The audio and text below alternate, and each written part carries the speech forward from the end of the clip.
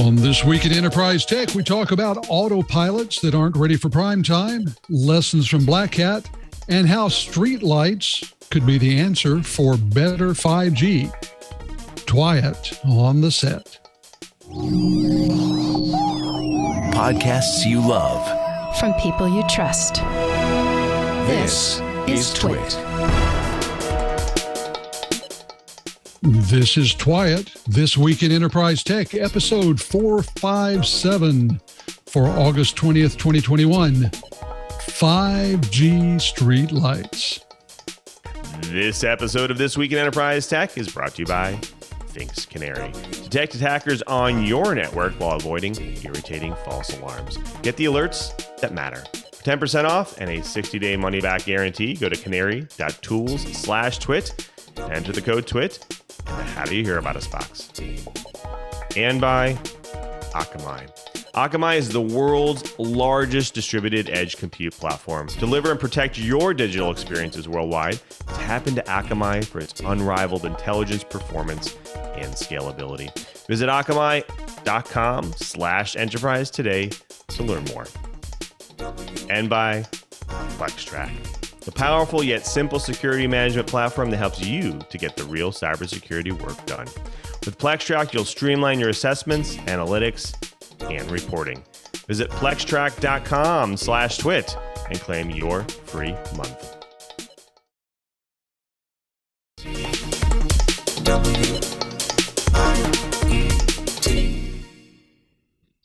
Welcome to TWiT. I'm your host, Curt Franklin, and we have another great episode of This Week in Enterprise Tech coming straight at you. Now, you will have noticed, if you're a long time or even a somewhat occasional listener or viewer, that I am not our normal host, Lou Maresca. He is off on assignment, but will be back with us next week. In the meantime, you have me and our co-hosts. Want to get right into welcoming them. First, we have the Geek in Paradise and my nearby neighbor, Mr. Brian Chee. Brian, what's happening down in your end of the neighborhood? Well, I'm having a great time unpacking. I finally set up the sound system for that brand new 82-inch monitor that's now my TV, which is pretty fun.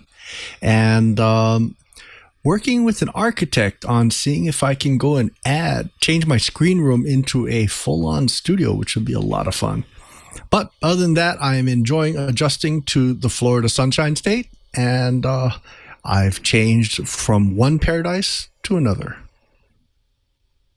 Well, I love your television set, and I know you're architect, so I know you're having fun with both. Speaking of having fun, we're welcoming a new co-host, or rather a returning co-host to TWiT, Mr. Oliver Rist, an executive editor of business over at PCweek.com. Oliver, welcome back to TWiT. Hi, glad to be here. It is good to have you back, and I apologize. I said PC Week. It's PCMag.com. Tell us what kind of stuff you do at PCMag.com. Well, considering PC Mag is focused mainly on consumer stuff, I basically do everything that they consider boring. So anything to do with business, IT, mostly SaaS service type software that we review it, we write about it, we're happy about it, and I'm probably the most business nerdy guy there. Business nerdy guy and the king of what many people think of boring. You're right at home here on TWiT. Damn straight. We have a great guest today. We're going to be talking about providing wireless access, especially to underserved communities. A lot of potential and a lot of need there. So we got a great guest. Before we do that, though, we've got a couple of sections of news to bring you, so let's get right into the blips. Well, we begin with ransomware attackers who are taking a different tack. They're offering employees a cut if they'll install demonware on their organization's systems. Crane Hasselt, Director of Threat Intelligence for email security firm Abnormal Security, since August 12th has been interacting with a would-be attacker who he believes is a Nigerian-based business email compromise, or BEC, scammer. That's based on the intelligence he's gathered and gleaned from their online interactions. The scam they've been discussing? Well, it's somewhat reminiscent of a more targeted ransomware attempt on Tesla last year, where cyber criminals tried to bribe an employee at the car maker's Gigafactory in Nevada to the tune of $1 million to help infect the company's network with ransomware. That employee instead worked with the FBI to help get the cyber criminal, a Russian national, arrested. Now, in this case, the attacker apparently initially attempts to dupe his victims using the usual BEC method of gathering contact info on LinkedIn and sending phishing emails to senior level executives in hopes of stealing credentials and getting account access. Hasselt says senior level when the credential phishing failed, the attacker pivoted to a ransomware attack deal-making scheme offered via an email message. The attack would go like this. The employee receives an email offering $1 million in Bitcoin, or 40% of a $2.5 million ransom bounty, if he or she will install demonware ransomware, either physically or remotely, on their company's Windows server or other computers. If the employee wants to take them up on it, he or she contacts the attacker via their Outlook email address or Telegram account provided in the initial email. Now, demonware ransomware, aka Black Kingdom, is available on GitHub for download, but the attacker told Hasselt he had written the ransomware himself using Python. This ransomware has been most famously used to exploit the proxy login vulnerability in Microsoft Exchange earlier this year. Now, Hasselt said the attacker reassured him that all files would be encrypted and not to worry, because even if the victim pays up and the files are decrypted, they won't know it was his doing. He told me once I've installed the ransomware, then just put the .exe file in the recycle bin and delete it, and everything will be fine, Hasselt said. That naive comment demonstrates how little the attacker knows about digital forensics and incident response. Now, while rogue insiders are much less common than a pure BEC attack attempt, this scheme underscores how many cyber attacks don't entail malicious payloads coming in via email. It's more about social engineering attacks these days. Hasselt adding that this is a great example of a less technically sophisticated attack that relies mainly on social engineering. Oh, speaking of Tesla, oh my. U.S. government regulators are opening an investigation into Tesla's Autopilot system after cars using the feature crashed into stopped emergency vehicles. The National Highway Transportation Safety Administration announced the investigation today, and it encompasses 765,000 Teslas sold in the U.S., a significant fraction of all the company's sales in the country. The agency says the probe will cover 11 crashes since 2018. The crashes caused 17 injuries and 1 death. The NHTSA is looking at Tesla's entire lineup, including the models S, X, 3, and Y from model years 2014 to 2021. It's investigating both autopilot and traffic-aware cruise control, a subset of autopilot that does not steer the vehicle, but allows it to match traffic speeds. In each of the 11 crashes, Teslas have hit first responders' vehicles that have been parked and marked with flashing lights, flares, illuminated arrow boards, or road cones. So I, for one, would love to see self-driving vehicles someday. But such reports make me wonder if perhaps this was rushed into production and should have had a lot more testing before being made public. A couple of days ago, Intel opened up on the next-gen CPU, Alder Lake. And we have a sister site called Extreme Tech, and those very smart people held my hand and walked my feeble brain through it. I like it. It's definitely move up for Intel, mainly because it's finally getting off 14 nanometers and down to 10 nanometers, which is huge since they've been apparently taking many years too long to do that. But is it enough? I don't know. So the trick that Gelsinger is facing, and he's apparently betting the whole farm on it, is that Intel with this is not going to choose either foundry partnerships or internal foundry production. They're going to do both. So according to this week's details, they'll be building their own silicon, and they're also licensing x86 designs and foundry resources to anyone that might want to buy. Investors don't like that, at least some of them, but I kind of get Gelsinger's position, since Biden just announced he's going to pump $52 billion into USA chip production. So I'm with Gelsinger. This isn't the time to close the door on anything. But the whole thing really hinges on whether Alder Lake is going to be competitive or not. And let's not go into too much nerd detail, but basically Alder Lake has taken a tip from Apple and it's split itself into two basic cores. Grace Mount is the one that's more exciting in my opinion, because that's the low power architecture. The other one is called Golden Cove, all new architecture. That's the high end. Golden Cove, it's like Peter Fonda on Golden Cove.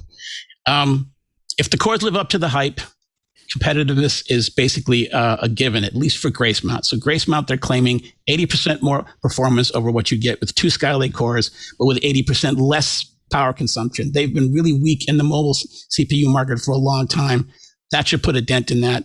That's really good. Golden Cove, they're being a little more close to the vest with that one. Lots of technobabble, but at the end of the day, they're claiming 1.19x median performance boost over what you get with a high-end Rocket Lake. That's good. It's respectable, but I'm not 100% sure that's going to make people rush the order site. Again, though, this is all pre-delivery. No one's done any benchmarks. No one's even seen or touched one of these things.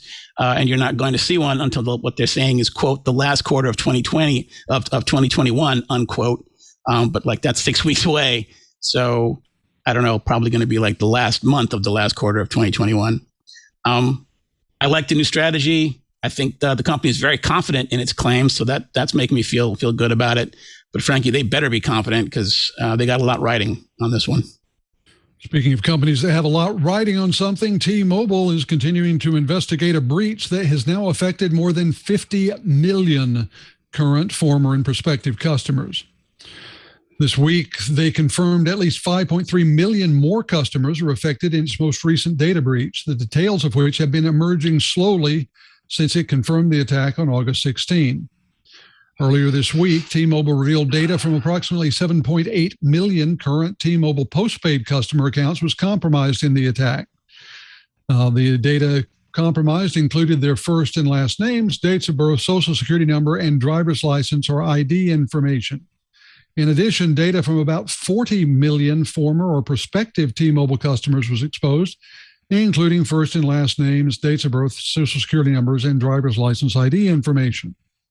Now, the company has also determined phone numbers as well as IMEI and IMSI information, or the usual identifying numbers associated with mobile phones, were also compromised.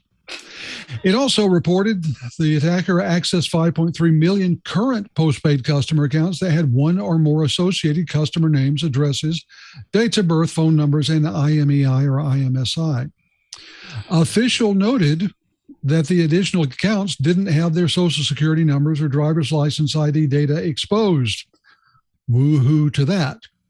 In a statement, T-Mobile said, quote, "We continue to have no indication that the data contained in any of the stolen files included any customer financial information, credit card information, debit, or other payment information," end quote. In other words, it includes every piece of personal information possible except their credit card number. Thank heavens, I suppose, for the smallest of favors. Well, that is the blips. We have a special edition of Bytes coming up. But before we talk about Bytes, we have to go back to Lou Maresca talking about one of our favorite TWiT sponsors. Thanks, guys. We'll get you back to your enterprise and IT news in just a moment. Before we do have to thank a really great sponsor of This Week in Enterprise Tech, and that's Thinks Canary. And the last thing anyone wants or needs right now is a data breach. Rather than the villain lying in wait, you have a hero, and that's Thinks Canary waiting for them. Now, companies usually find out too late they've been compromised, even after they've already spent millions of dollars on IT security, and they find out it wasn't enough. Now, Canary has completely changed the game. It's designed to be installed and configured in minutes and, pardon the pun, left to its own devices.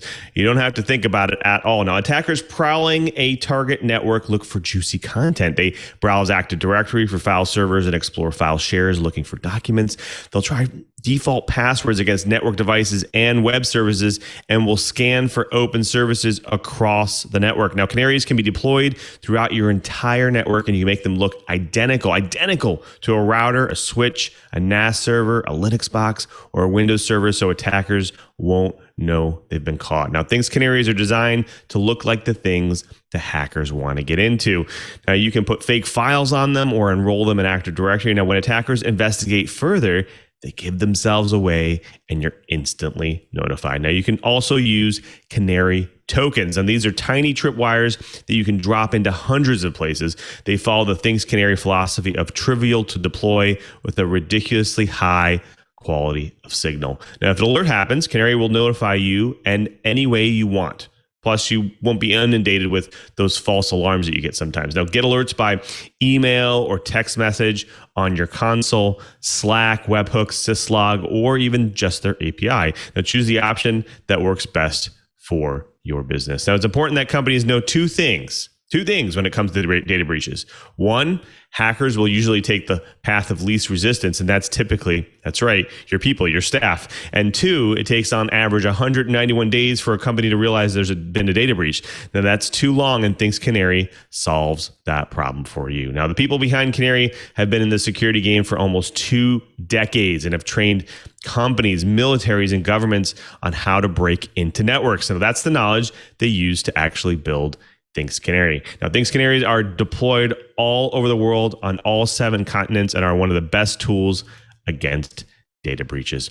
Visit canary.tools/twit, and for just $7,500 per year, you'll get 5 canaries, your own hosted console, upgrade, support, and maintenance. And if you use code TWIT in the How Do You Hear About Us box, you'll get 10% off the price for life. We know you'll love your Things Canary, but if you're not happy, you can always return your canaries with their 2-month money-back guarantee for a full refund. That's canary.tools/twit, and enter the code TWIT in the How Do You Hear About Us box. And we thank Things Canary for their support of This Week in Enterprise Tech. Back to you guys. Thanks, Lou. We appreciate that. Now we're going to talk about something special. Normally, the bites are when we take a particular news story, tell you about it, and then dig in a bit. But this time, we're going to talk about an event that happened a couple of weeks ago. I was at the BlackHat and DEF CON conferences live and in person this year, as opposed to last year, which was purely virtual. So what was it like? What did I hear? What was going on? First, about the conferences themselves. Both of these were what the organizers call hybrid conferences. That means that while there was an in-person component, now that's both the conference and the exhibit floor, there was also an online component so that people who could not or didn't want to travel didn't have to. In talking with show management, both of the conferences considered this hybrid approach to be really successful. And while I have no particular insight on these, I will say I think it is highly likely that future conferences of this type will be hybrid.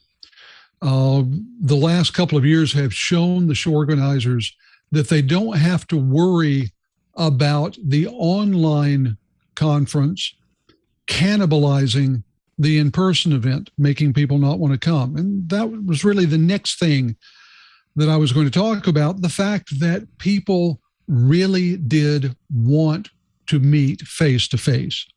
It was almost a palpable craving that people had to be in person once again. Now, this is very understandable. It's also the source of some danger, because it means, in one instance, that people, if we do get another variant that forces the public health officials to say we should be locked down, people are going to be very reluctant to do that. People want the human face-to-face contact. It has also opened up in another attack vector for social engineering attacks, because in the same way that people want to be really rich and they want to feel like they're powerful and they want to feel like they're helping their company or their customers, they really, really want to be face-to-face with other human beings, even if both of those faces have masks on them. And at both of the conferences, all of the faces did have masks on them. Both conference organizers said that these were fully masked events. For those of you keeping score, the employees and staff at casinos, restaurants, bars, etc. in Las Vegas were also fully masked. That is by order of their health department. So with that about the conferences, what did I see there? Because normally, of course, we're talking about all the new technologies, the new trends, the various, phases of technology sweep going on. So what were we talking about?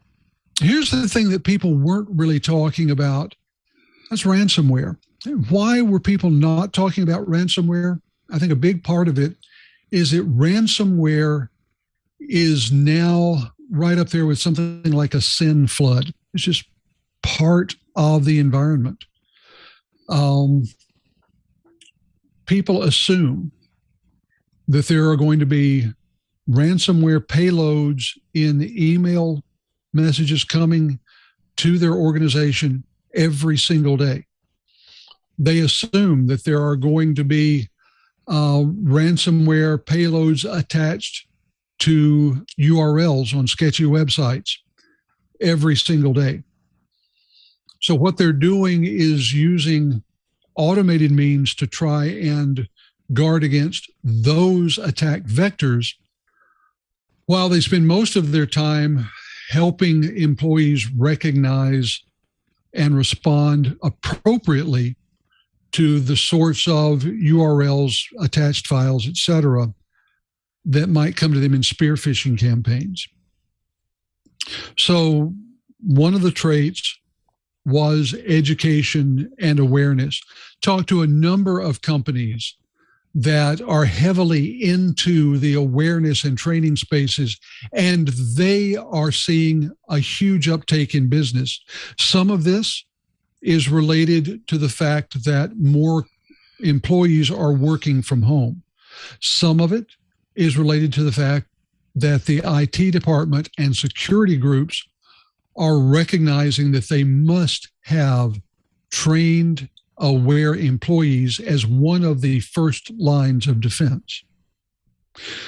One of the other things that we found out is that just as in the case of wearing a mask, it's not necessarily because it protects you, but it's protecting everybody else, because both immunology and IT security aren't just about you anymore.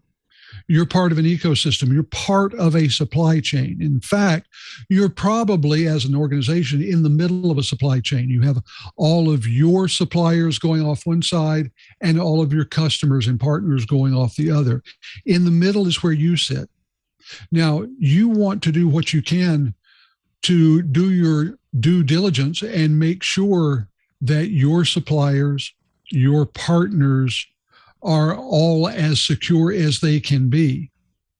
And that means doing things like third-party security checks, third-party risk assessments. Risk assessments are growing. You're hearing about them much more often because they put security in the language of the boardroom, risk factors, and ultimately dollars. But you have to be prepared for your customers and your partners to have the same sort of very pointed, difficult conversations with you that you're having with your suppliers and your partners. No one is alone anymore in the cybersecurity world. It's all part of a chain. So preparing people to be part of the security team through awareness training, third-party security. Those are two big things. And one of the third that I like to talk about Over the past 2 or 3 years, we've heard a lot of people say that the perimeter is dead. There is no more perimeter. I think they're wrong. Perimeter still exists, but the perimeter is an abstraction layer. Just as cloud computing doesn't do away with servers, it merely turns the compute into an abstraction layer that goes after the functions and the services provided by the servers.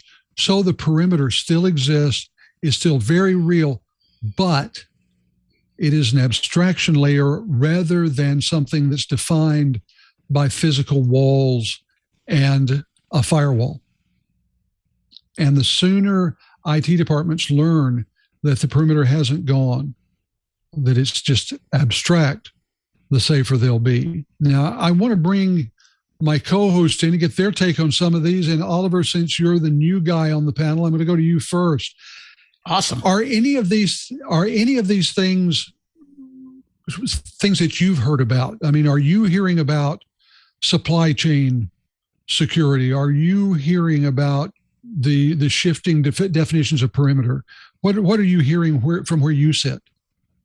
The last ransomware discussion I had was actually with Microsoft, and it sounded a little bit like the proverbial bovine excrement. My last deal with them was obviously Windows 365. So that's the new darling. Everybody wants to do desktop as a service because it theoretically solves all your hybrid work problems. And the line the guy gave me, it's not part of their official messaging, but he put it out there. Your security on a Win 365 desktop is going to be improved against certain attacks, including ransomware. And again, I'm not a coder, but like you said, it's still a desktop. It's at an abstracted layer. I forget whether that's 4, 5, or 6, but it's definitely up there. However, the entire network, that's what they don't tell you about Win 365, unless you're, an individual, you're building a software-defined network to run those things. So maybe Brian knows. I can actually kick this off to Brian. In my mind, theoretically, some Yahoo clicks on the wrong link inside a Windows 365 desktop, you can still get hit by ransomware. No? Oh yeah, and it's the virtual network, but it's still a network. And the other problems is a lot of these virtual networks default to what's called promiscuous mode, so it can listen and hear all kinds of things, and they do that for monitoring, which is all fine and good, but that is a risk factor. So anyway, my bottom line on this is it might be virtual, but it's still a computer. Remember that old meme that was going around? The cloud is really someone else's computer. That's what you've got to keep telling yourself that. Exactly. It's just someone else's computer. Yeah, I totally agree. So there's going to be a lot of discussion, a lot of people throwing out market speak, but I'm sorry, it's just someone else's computer, and we need to use the same kind of rules, the same kind of common sense that doesn't seem to exist anymore. And no matter how good we do things, someone clicking on the wrong email still can bypass an awful lot of security. Yeah. You're right. That notion that human beings are a critical part of security can't be overlooked. It seems like the last decade we have spent a lot of time, effort, and most of all money trying to come up with ways to work around the human part of security. And the fact is we can't. You cannot simply ignore. There is no level of zero trust. There is no level of authentication numbers. There is no technology that will allow a user, an employee, to go clicking on everything that they get, opening every file that comes to their desktop, and leaving the enterprise completely secure. It just isn't possible. So I think that one of the things we're going to be talking about over the next year or so is that human factor. We're going to see many more people talking about the training. We're going to see many more people talking about incorporating user behavior into their security. Speaking of behavior, that's an authentication factor that we're hearing more and more about. Behavioral authentication is something that seeks to minimize the friction for the legitimate users while keeping the friction high for the potential attackers. It's all interesting. It's all going to continue, and I'm looking forward to bringing the TWiT Riot more from in-person events in the future. I've got another one I'm going to in September, something called IWCE about emergency and critical infrastructure communication. We'll be talking about that. And it'll be interesting to see whether I'm heading off to BlackHat Europe in a few months. One way or the other, there's going to be plenty to talk about. Look forward to talking about it with you.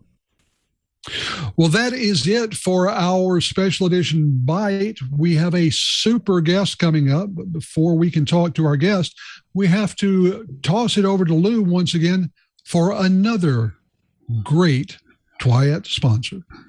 Thanks, guys. Well, I'll get you back to your enterprise and IT news in just a moment. But before we do have to thank another great sponsor of This Week in Enterprise Tech, and that's Akamai. Now, when you're in software and services like I am, you always think scale and you always think Akamai. Now, I've been using Akamai for many years, starting by using their unparalleled CDN support, especially for large files that require that really low latency when I access them. Now, we talked a lot about microservices on the show and how it's really the service of choice, the architecture of choice for organizations. Imagine not having to think about scale for those services. Now, edge computing brings your software and services as close proximity to you and end users as possible. And that's where Akamai is the platinum standard here. Now, Akamai is the world's largest distributed edge compute platform. Ask yourself something. Would you like to deliver extraordinary customer experiences and run code at the edge?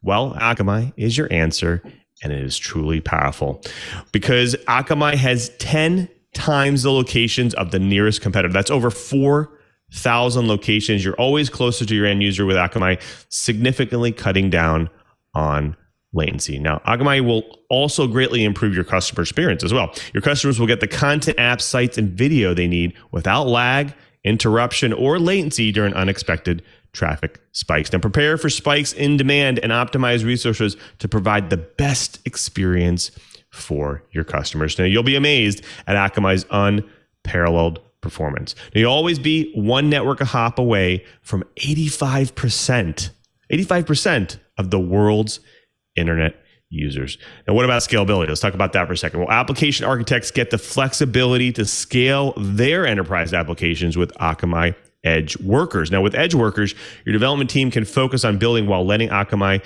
take care of the challenges of scaling globally. And because Akamai empowers you to deploy serverless code at the edge, so you want to experience those headaches of increased traffic at origin or the overheads that go along with it. Now, Akamai gives you the power to innovate right at the edge because your logic and functions are deployed and active at the nearest proximity to your end users. You're getting the fastest end user experience around the globe. Now, Akamai makes it simple to build right at the edge using JavaScript so you can innovate in real time. Now, you get low latency access to data for custom code at the edge. And Akamai can optimize your API traffic delivery for edge applications. But what's the cost? Well, even with its unrivaled intelligence, performance, and scalability, Akamai is comparatively priced because limits are set per request. You can be sure your workload will scale no matter the size of your business or your user base. And being serverless means you'll see decreased overhead at origin too.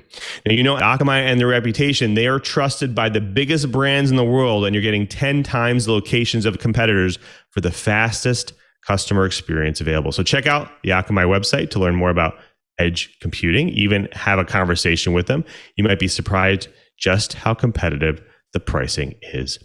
Build closer to your end user with Akamai, the world's largest distributed edge compute platform. Visit akamai.com/enterprise to learn more.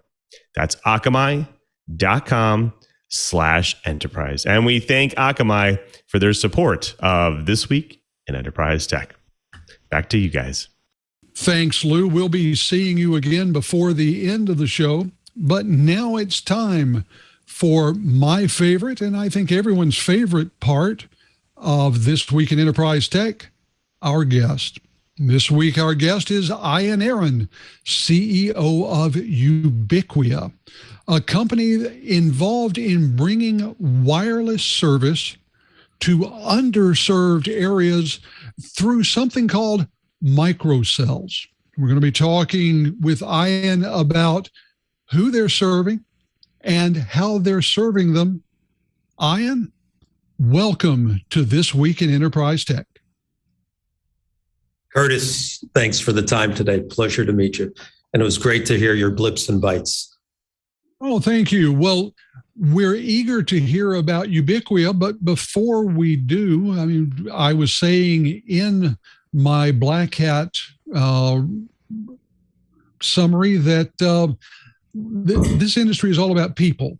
So we'd like to hear about you as a person. You're sitting in the CEO's office at Ubicquia.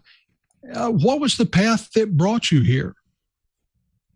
Well, I'm originally from Chicago, from the Midwest, and I ended up going to University of Illinois, where I was an electrical engineer, influenced very much by one of the youngest professors, Dr. Goncharoff, in my curriculum. And I ended up, through the process, I was also a co-op engineer. So every other semester I was interning with companies in aerospace, and one of them happened to be a telecom company at the time called GTE, which I think now people know it as Verizon. And came up through the ranks of R&D and product development, got offered a job after college in their kind of executive program, and came up through the ranks, getting involved in just about every facet of the telecom industry, and was just an amazing experience, including running product development for a joint venture we had with Fujitsu, building switches, packet data switches, and other things, and just incredible, valuable experience. And I recommend to anybody coming out of school, if they have opportunities to co-op, absolutely take it. The co-op is a great program for engineers, programmers, and all kinds of technical folks. It's wonderful to hear a CEO who came up through the technical side. And so, let me ask, from the technical end of things, what is so challenging about bringing wireless services to, well, let's call it everyone in the U.S.? Shouldn't we be at a point where the coverage of wireless access is more or less ubiquitous? Well, it's interesting that you say that, because at Ubicquia we have a mantra, and our mantra is all about making cities smarter, safer, and more connected. And we started out by doing that by leveraging something incredibly simple, and that's the streetlight. And what most people don't understand is that there's 360 million streetlights across the globe, and they all have a common socket. Whether you're in Australia, Japan, Brazil, across the US, anywhere in Latin America, it's the same socket that originally holds the photocell.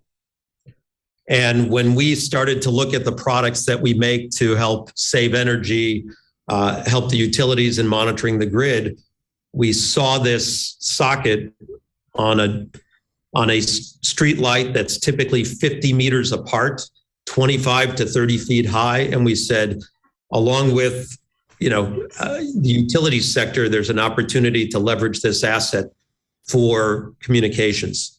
So we've built a suite of products that literally disrupt the industry from the standpoint of how small cells are traditionally deployed today versus how we do it. And we've also used that same platform for things like public Wi-Fi and public safety. So when you talk about bringing 5G, into secondary or tertiary markets, this happens to be a 5G small cell. And you can see the manufacturer on that, hopefully. There you go. And this product actually just simply plugs right into the photocell socket.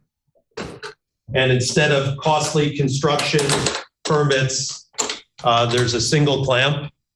And this product now is, that's probably one of the easiest ways to 5G enable your city. And we do the exact same thing for public Wi-Fi and for private LTE. So we've taken a very different approach versus long permitting processes, putting up fat poles, power supplies, meters, antennas, everything that I just mentioned is fully integrated into this unit. Well, now that is impressive, and it strikes me that among other things, the utility poles, the street lights, are at just about the perfect distribution for 5G coverage. But I want to get something clear first. So Ubicquia didn't start as a 5G microcell company. You were doing other things with utility companies before you recognized that this was a business with the 5G. Is that correct? We recognize that in order to work with the streetlights, we had to endear ourselves to the city and the utilities. And when they convert to an LED light, these LED lights now have the ability to be controlled. They can have schedules, they can be dimmed, but you need to have a controller. So we built a very unique controller that plugs into any of those 360 million streetlights. It actually, instead of legacy mesh networks, it leverages the LTE networks. This little product can operate in 162 countries globally. We can ship it in a single SKU. They can plug it in. It adapts to streetlights from 120 to 480 volts, and it can automatically control them. This product's certified also as a meter. So now that you can dim the lights, the city can actually be charged instead of on a bulk basis. They can be charged based on how much energy they actually use. So in a city like San Jose, as an example, they're saving about 40% in energy costs based on the fact that they're using this and can control the lights with schedules and dim them instead of keeping them on or off at 100%. So I'm seeing your controller for the LED lights. Does that controller go away when you have someone putting a 5G microcell up there, or does the controller piggyback on top of the microcell so the city doesn't lose that capability if a carrier comes in and wants to use the pole? Everything that's integrated into this device for power metering, light control, it even detects things like power quality at the street side, how much energy the street light uses. Everything that's in here is fully integrated into this device. So you don't need to have it. So the meter certification, all of the power quality protection, the ability to adapt to any streetlight voltage, 50 hertz, 60 hertz, fully integrated into this device. So you don't need to have this when you put up a 5G small cell. Well, that is very good. I have more questions, including how anyone would not want to do this in their cities, but I want to bring my co-host in as well, because each of them has their own area of expertise they're going to bring to the conversation.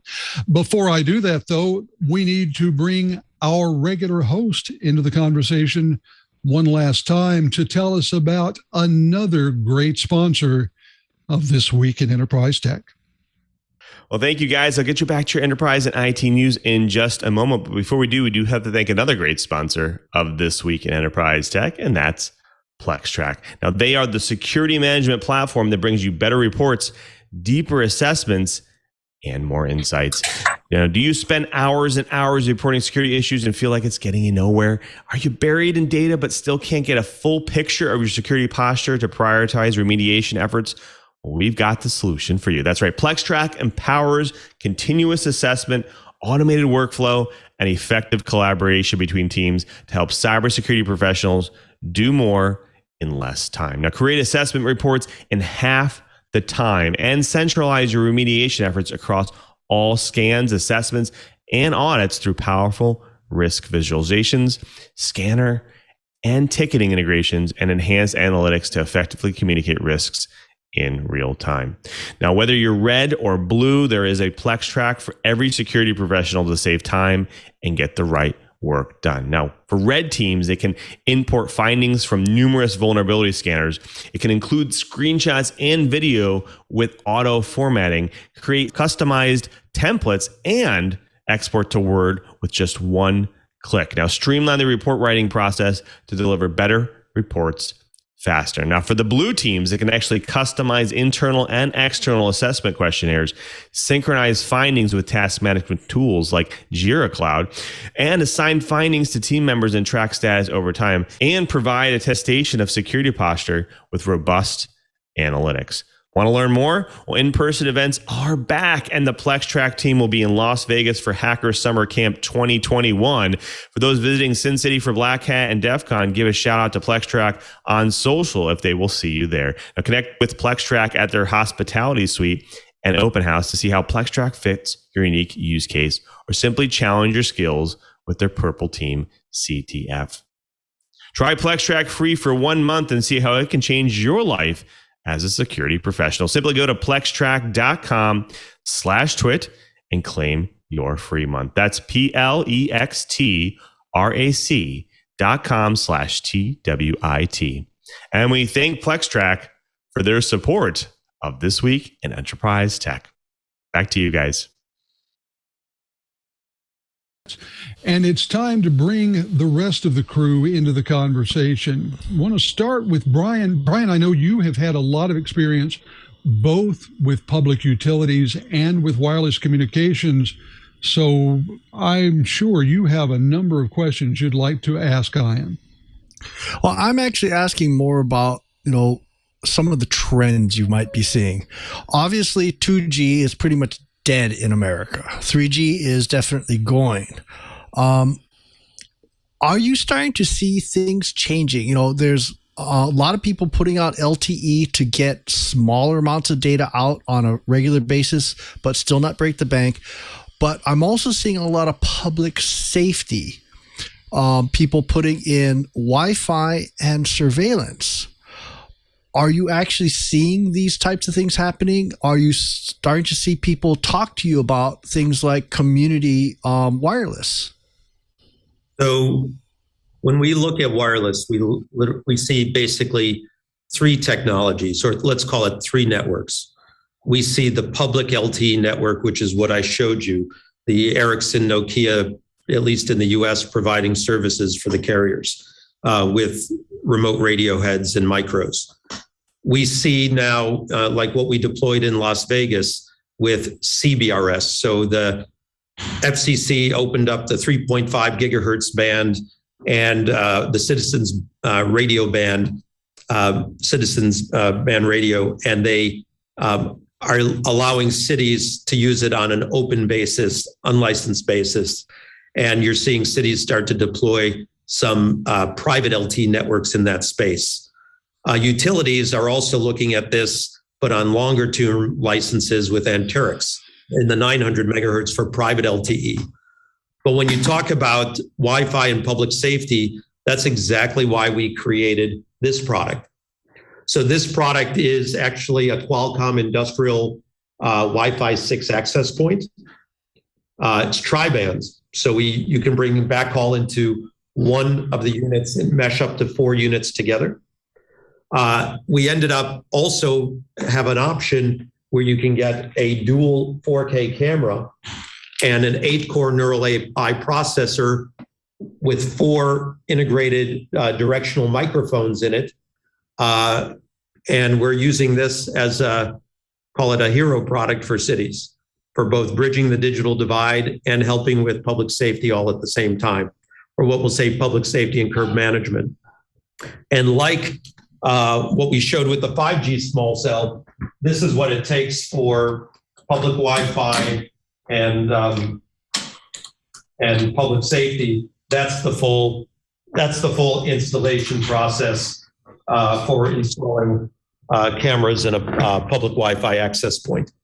So this product is a very exciting product. We're literally deploying them in cities by the hundreds.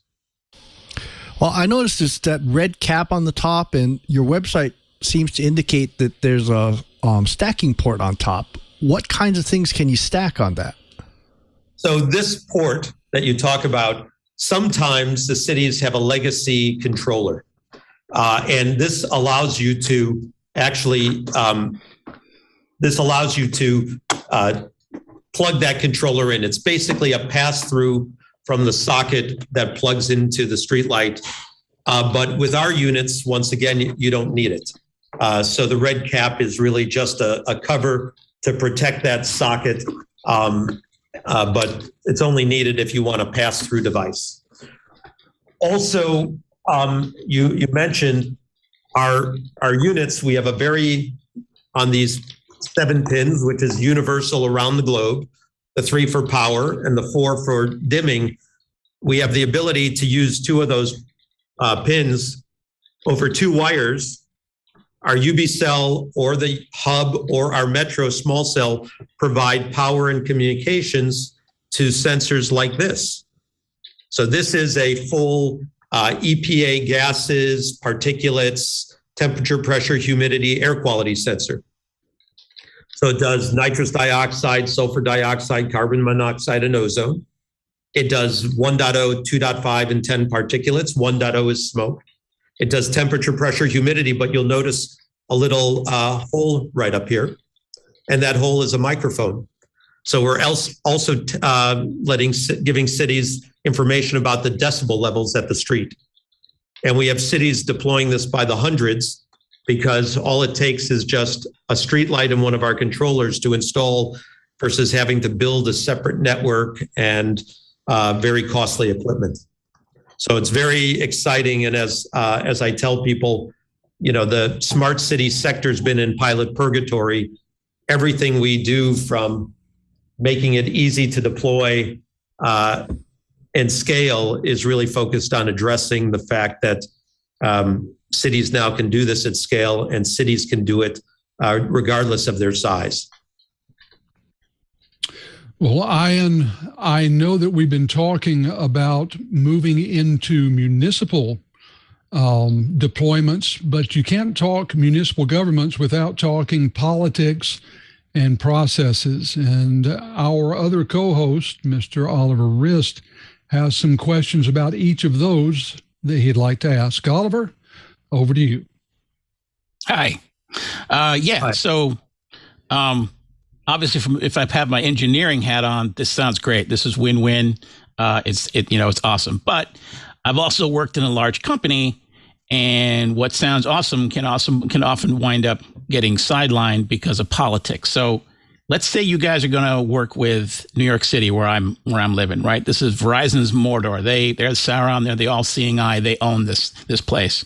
Who are you talking to first? Is it New York City? Is it Verizon? Is it both? And who is your end client in that situation? So we're doing a large deployment in New York, where we're putting in, not New York City, another city in New York, where we're working with the utility, and we're putting in 475 of these right now, one at every intersection. And we're doing the same thing with utilities across the U.S. And in fact, on our small cell, we've got collaborating with utilities in Northern California, in Dallas, in Houston. So what we've done is we've literally done a lot of collaboration with utilities to make sure that when cities plug this in, it meets their power protection requirements, their safety methods installation requirements, their wind and weight loading requirements. So we've done a lot of work with utilities so that when the cities request this kind of technology, they've kind of checked the box. Now, to your point, whenever you get into these larger deployments, it almost always goes through a tender, right? Where there's detailed specifications, there's actually an RFP, there's various, large contracting groups that bid on this. And we work with many of those energy services and contracting groups within those types of applications. Okay. So if I had a follow-up, yes, a lot of the stories I read on you guys had some pretty exciting future directions, artificial intelligence on video, things like that. Sounded very cool. However, I too am a marketing writer, and I've been writing about smart city pilot projects since 2013. So why do you think smart cities have been in pilot purgatory for that long? It's all there. Is it just money, or is it something else? So we have a mantra: simply connected, simply smart. You've heard people like Cisco say we're kind of moving away from smart city. And when you look at cities, before you put in one of these, you typically had to build a network. And they were primarily, ISM band mesh networks, which have been around for 45 plus years. And, before you could put in this $88 device, you have to go and build a network with, gateways and concentrators, even for the first one of these. Well, we've changed that. And I think what's happened is LTE and NB-IoT and what we do with Cat 1, the price has come down so much over the past 3-4 years, where you now can plug this in and be much more competitive. So the network side has really become, more competitive to do it. And then we've done a lot of work on the technology so that the energy service companies in the cities can deploy wherever they want at a much lower total cost of ownership. So I think part of it is timing, and part of it really relates to the technology that we built. Cool. And just one last one. What do you think is the smartest city? Oh, sorry. Yeah. No, I said we've installed over 200 cities over the past 24 months. Out of those 200, what do you think is the smartest city overall? I think Las Vegas has been probably one of the more progressive cities. A lot of great aspirations in what they're doing. San Diego was a leader in putting up, Edge AI and cameras 3-4 years ago. They really kind of cut their teeth on early industry, I'll call it deployment, but they've learned quite a bit, and they've made some really great use cases, although it's been very political. But now we're seeing this. Any RFP that we see for smart city encompasses light control, public Wi-Fi, video and audio, edge AI, curb management, traffic management. And those are things that we're trying to do with a hero product like this, like our UbiHub with the edge AI. Well, it sounds great. Yeah, we're excited. And as you can see from this video, this is our 5G small cell. We've collaborated with the industry. This won the Small Cell Innovation Award this year. And what you would normally see with a fat pole or with a pole with a power supply and a meter and antennas and the radio, all of this we integrated. And we're based out of Fort Lauderdale. We're about 6-7 miles where Motorola had 4,500 people. And we've been able to hire just a phenomenal world-class team on industrial design, on the electrical side, the mechanical side, and RF. So been really, pleased. I think, Brian, you said you're in the Sunshine State. Well, we're neighbors. Yeah, actually, it's Curt and myself. Both live in Orlando. We're based out of Fort Lauderdale. Very good. Well, Ian, we have had a great conversation. There's plenty more we'd like to talk to, but unfortunately, we've run out of time. And so before we go, want to give you a chance, if some of our listeners would like to forward information to their city's planning commission, perhaps want to look into what you're doing, how can they get in touch with your company, find out more? Well, they can come to Ubicquia.com. We've got a fairly significant regional sales force across the U.S. and Latin America, along with channel partners. So we'd love to engage more and talk about some of the solutions we're deploying across the country. I also just wanted to say in closing, you were talking about it earlier. We created a really unique intern program with FAU with Stella Bartoloma, and she's an amazing dean of the school. We've been hiring some phenomenal engineering students. Many of them are converting to full-time, and always open to bringing young, great talent into the company. Always very glad to hear a company bringing on young talent. I think it's not only a good thing to do, but a very wise course for the company as well. We want to thank Ian Aaron, CEO of Ubicquia, for being our guest this week. And of course, we want to thank you for being here, listening to, watching TWiT. As much as we enjoy it, we could not and would not do this without you. Before we go, though, I want to ask each of my co-hosts what's coming up. Oliver, we'll start with you. What's happening with you for the coming weeks? Where can people find the fruits of your labors?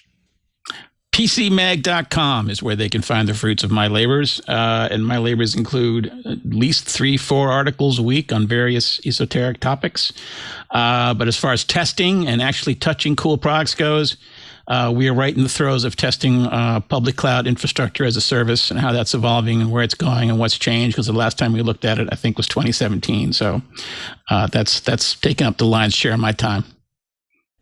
Well, glad to hear that you're doing that. Look forward to reading that, and glad to have you back here on TWiT. Well, Brian, how about you? You are staying busy as well. Where can people find what you're doing, and what are you doing down there on your end of the neighborhood? Well, actually, today I spent going around my grass and my brush with a magnet trying to pick up roofing nails because we're getting a new roof on our house. It's kind of scary how many nails are in a roof. Anyway, other than roofs, I'd love to hear from you folks. We have all kinds of great ideas that are being sent to us. You're welcome to throw them at me using Twitter. I'm ADVNETLAB, Advanced Net Lab. But, you're also welcome to drop me a line. I'm Cheebert, spelled CHEEBERT, at twit.tv, sorry. But you're welcome to also drop in on TWiT at twit.tv, and that hits all the hosts. And I want to definitely make a big welcome. Oliver was actually on the show back when Padre was hosting, and he was our show curmudgeon. And you know what? It's been a lot of fun to have him back. Oliver, welcome back to TWiT after a few years. Several years, but thank you. I really enjoy it. Well, we're glad to have the full roster back. Glad to have you with us. And be sure to be here again next week when our regular host will be in the chair. We're looking forward to having Lou back in the host chair. I'll be sitting off to the side. We'll look forward to seeing you then. Well, remember, as always, when you want to know what's what in the world of internet and enterprise technology, just keep TWiT. No ads, just the content. That's what you get when you join Club TWiT. You even get extras like TWiT Plus, our new bonus feed just for members, and exclusive access to the Club TWiT Discord community. Join now for just $7 a month and support TWiT as we continue to create top-notch podcasts you expect and deserve. We're just getting started, so be one of the first to join as we build Club TWiT from the ground up. You could be an early member. Go to twit.tv/clubtwit to learn more and sign up now. Thanks.